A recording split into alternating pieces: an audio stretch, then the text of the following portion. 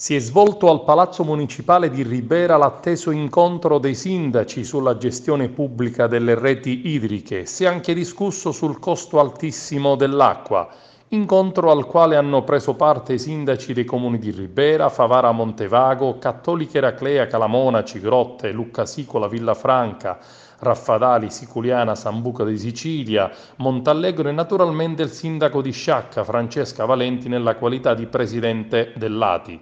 Un incontro voluto dai consegnatari, cioè di quei comuni che hanno consegnato le reti a Girgenti Acque, per sottolineare la necessità che in attesa di una gestione pubblica del servizio idrico tutte le risorse disponibili siano messe a disposizione dei comuni che compongono l'ambito territoriale, organismo presieduto oggi dal sindaco di Sciacca Francesca Valenti. È stato anche deciso che entro il prossimo 15 marzo dovranno essere verificate le istanze di quei sindaci dei comuni non consegnatari che possono fruire della norma sulla gestione diretta delle infrastrutture idriche in quei territori all'interno di parchi naturalistici riconosciuti con risorse d'acqua pregiata e successivamente attivare le diffide per riottenere le reti.